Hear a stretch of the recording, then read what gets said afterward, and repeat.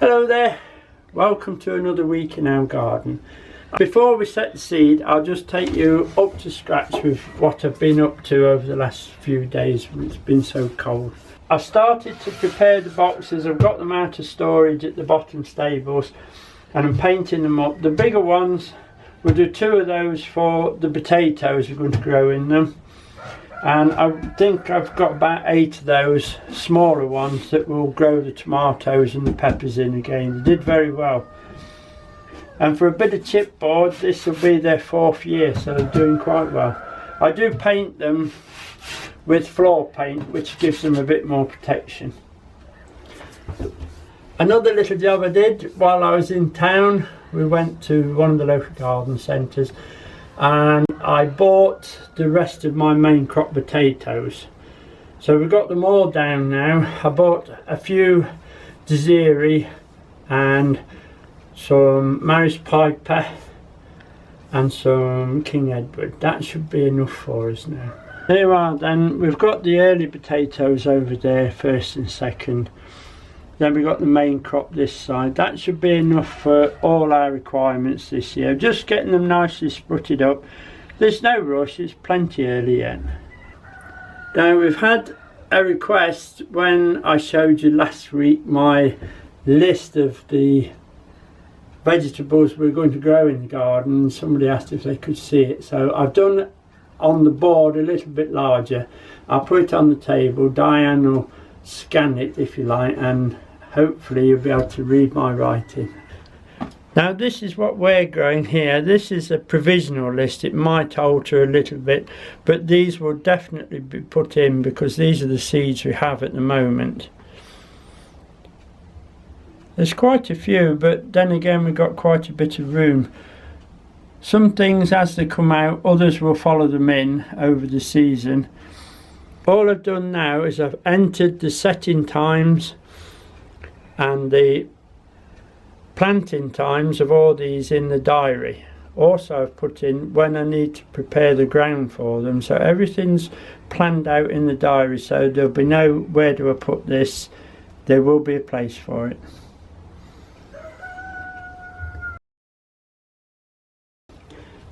Now that's what we're going to grow hopefully in this garden. You'll adjust your list to your requirements and soil conditions, etc. But it is easier if you make the list, get the seed, plan it all out in the diary so you know, prepare the ground, set the seed, put them out in the prepared ground, everything's ready for you as you go. Now when I was out this morning, I'd always have a walk down the garden, so I take my gadget with me, and the temperature had got up to 4 degrees Celsius in the garden. This is the soil temperature, the root zone, and this morning it's actually dropped down to 2 again with this bad weather. So really there's not a lot happening out there in the soil at the moment. So we're in the shed, we're going to plant some seeds, so I'll just show you what we're going to plant and then we'll get on with it. Now this is what we're going to plant. There's a couple of packets of onions we had left over, so I'm going to put those in. They should be alright, they've been stored well. That's a Globe Santerio F1 and that's just your normal Red Baron.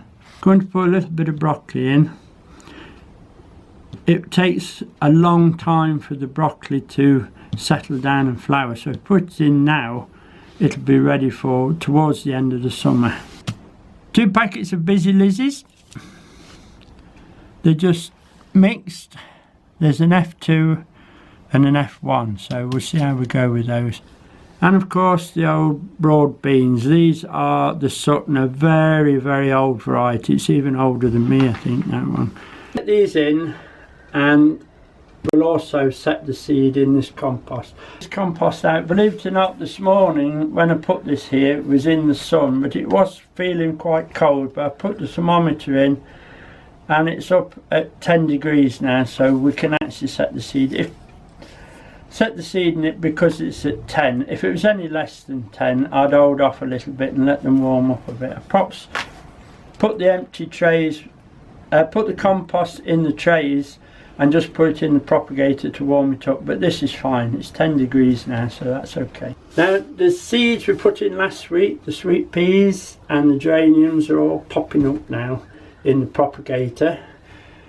You've asked to see the propagator, so when we take the busy lizzies up there and the onions, I'll show you the propagator. I've actually borrowed a little bit of Byron's studio at the top of the garden just to put them in, where it's just a little bit too cold in the greenhouse just yet to put the propagators in.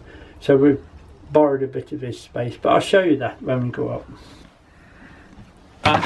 Because I'm putting them in the propagator, I use a sturdier tray. These are propagator trays, so they're a little bit stronger than the flimsy lightweight ones. Okay, I'll just put a bit of compost in. This has been screened and, as I say, warmed up, so it's lovely compost. It is John Innings seed compost, so it'll be very nice. It's the usual thing. I'll just do one and then we'll do the other one.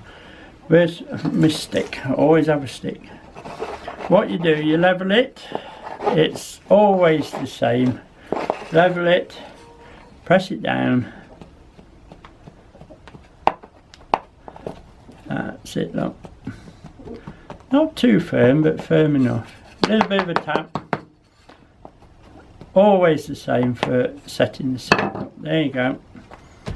And then that's ready for seed setting. Right, the Impatiens seed is very, very fine. And it doesn't need to be covered, you just put it on the surface. Now it does say that you should water the compost before you set it, but this is moist enough to get these seeds off. The other thing is when I put them in the propagator, I'll turn the propagator up to 20 degrees so that they can get going, and I'll close the vents because Impatiens do like to be a little bit moist. Okay, they like a high humidity, let's put it that way. Very fine seed. I don't know if you can see those coming out, but they are so fine. You're not going to space them all out, so just get, as long as you fill the tray. And that. Oh, one more. You have to get it because that'll be the one that'll grow. There we are, look, that's that one done. There we go then, just tap them in. There they come. Well, one came. Very, very fine seed. You can cover them with vermiculite, etc. Some people do that. But Impatiens, they don't really need anything on them. But remember to keep humidity up and keep temperature minimum 20 degrees. And I think maybe one more in the corner. That's it. I will call them Busy Lizzie's proper name is Impatiens. I'll show you in the summer, if I remember, why they call them Impatiens, with the seeds firing off them. I should probably put the diary on top of those to carry them up to the propagator, but we will show you them going in. I will set the broad bean. This is the Sutton, very, very old variety. I'm setting them in root trainers, as you can see. I've not filled them quite up, there's an inch below the surface, so I put all the seed in, then just fill up with compost. They'll take a day or two to come up. If we put 2 in each, big seed, easy to plant. Now these will stay in this shed until they germinate. I don't know if you can hear that, but you can hear the rain on the roof of the shed. Oops, 1, 2. That's the dwarf beans all into the root trainers. I should just top it up with some compost now. Just one row across the garden will be plenty for our requirements on there. It's produced quite a few plants. That was nearly a whole packet. And then what I shall do, I should just top them up. And when I've got them all topped up and happy with it, I shall water them from the bottom. Remember, with root trainers, if you water them from the bottom, it will tend to flush some compost out, so do be careful. It's best to put them on a mat and then put them in the water, because if you put them straight in the tray, the compost will flush out the bottom. And just a little bit of pressure on them, not a lot. And then we'll stick a label on them. So I'll put broad bean, and on the back we'll put the Sutton. There you go. So that's those done. I'll water those shortly and that'll be done. Those will be grown in the shed, will germinate quite well cold. Now we'll plant the Calabrese. This is Matsuri, it's an F1, it's a new variety according to Johnson's. We'll see how we get on with it. Remember now, broccoli or Calabrese, it doesn't transplant very well at all. If you try to open set them and then transplant the seedlings, they'll probably all die. So really you need them into a good cell. Like that, that'll be fine. Remember to wash your trays, make sure they're clean. It's in John Innings compost, but remember, because it's a brassica, I've made the compost very, very tight. With it John Innings, there's a bit of soil in there which helps to tighten it up. I should just go along and make a bit of a dibble, if you like, in the top, and then just drop the seed in. We'll do one line and that'll be enough. These will be grown cool again. They are cold season crop, they don't need to be too warm, but they will be in the garden for a long time, so plant them where they're going to be undisturbed for quite some time. I'm going to try, and I haven't brought my glasses down, but I'll try and drop 2 seed into each one, okay?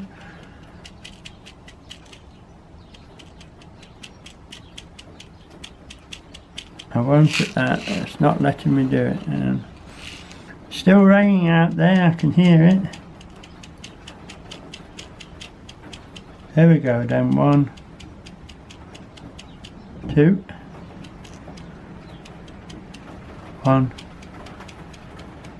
2.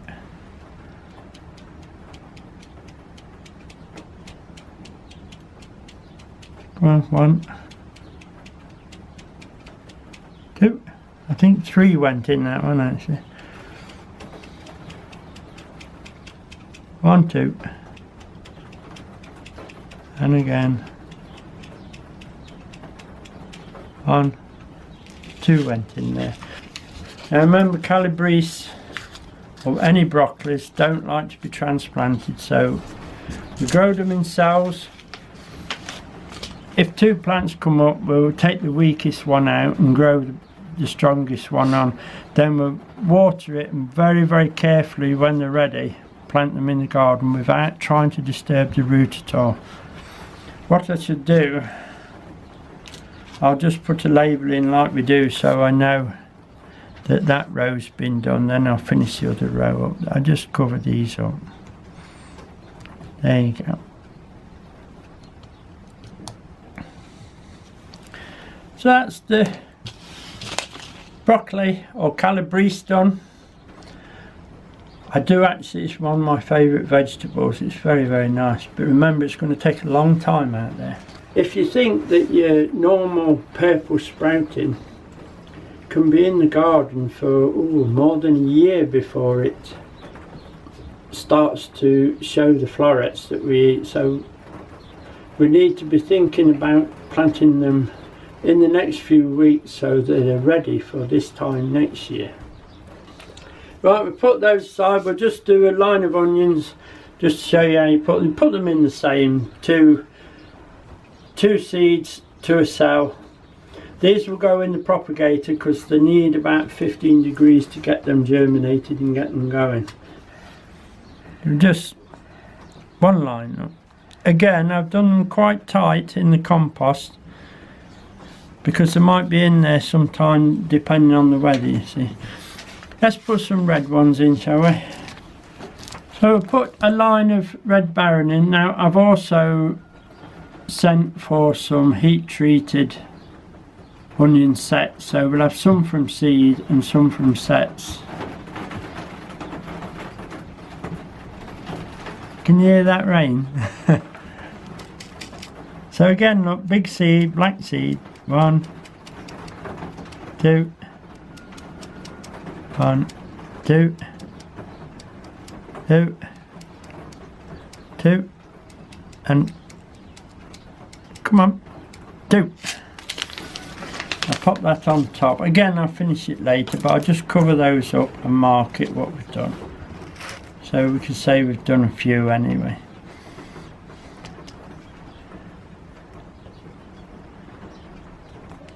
That's that done.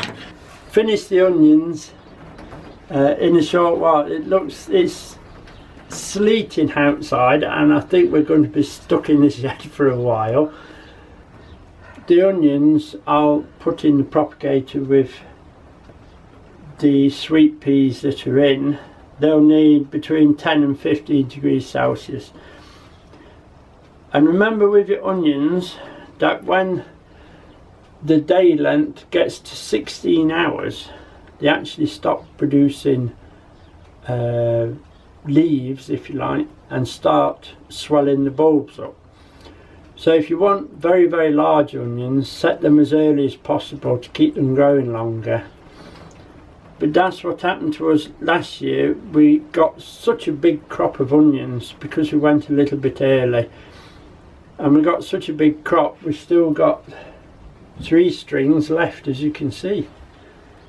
Very, very large onions. We've eaten our way through most of. We've given quite a few away. The problem being, because they was large, you're using less. I can get a little bit smaller onion, a bit easier to store, and we'll be able to use them better. Now your broccoli, calabrese, that'll be grown cool. But if you get it too cold, it will grow up and it will bolt straight away. So it has to be cool but not too cold. It's a bit like the celeriac. If you get a bit of chill on a celeriac while it's small, it'll just grow up and bolt straight to seed. So be careful with your calabrese. Keep them warm but cool. Now your busy lizzies, don't forget your busy lizzies. I nearly forgot the busy lizzies. They'll be grown in the prop where it's as light as possible.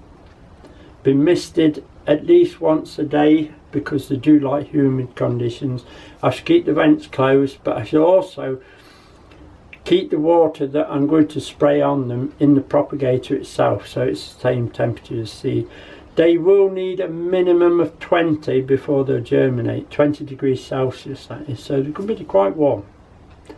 So that'll be it for the shed at the moment. I do believe, looking outside, the sleet rain has just eased off a little bit, so we'll probably evacuate and get up there. But what I will do first is make sure all the seeds are covered up so it doesn't get cold. The temperature in it at the moment is 8.5, which is not too bad, but it doesn't want to be any colder than that. Hello everyone, Friday today. Got a little bit of sunshine, but there's a howling wind coming across the fields and it really is cold out there. So we've popped into Byron's art studio where it's a little warmer, and he has let us put the propagators in here for a short while. Now he's not here today, so when he is here I'll show you some of his artwork later on when we can both get together. Now then, back to our propagators. Here they are, here's the propagators. I got one from Diane and one from Gemma for Christmas. They're electric, and there's plenty of room in there for what we want on this little garden. Now we put all the seeds we planted yesterday into the propagator. Obviously this one is a little hotter than that one because it's got the Impatiens in that need 20. So I'll just pop the lids off and show you how things are coming along. I've put the calabrese in and the red onion in this one. The sweet peas are germinating nicely. A little bit of bottom heat does them the world of good. This one, I've put the other onions in, they'll be the white onions. The geraniums are germinating now. There's one or two I can see just breaking the seed cases, a little bit erratic, but they'll be fine. And then of course the Impatiens, that's why it's quite a warm propagator, this one. It's got a thermostat cable in it that will keep the compost at the right temperature as well. So that's my new propagation department for a while till Barry asked me to move out. We will actually move them into the greenhouse later, but at the moment it's far too cold in there and the sun comes out and it gets hot and then it's cold, so the best in here. This propagator with the Impatiens in, I've kept the vents closed because Impatiens need the nice humid atmosphere to germinate. The other one I've left open. They'll be germinating and coming up, but they can have a little bit of air. It's just the high humidity for the Impatiens. Where we are this far north and east, that'll be all the seed I'm going to put in until next month. If I put loads in, then I've got to find somewhere to put it. This way I can bring everything through and hopefully get it out into the garden, or at least into the cold greenhouse. So that will be it for this week. Thank you for all those nice people who subscribed, and thank you for watching. So hopefully we'll see you next week in a little bit better weather. Okay, bye now.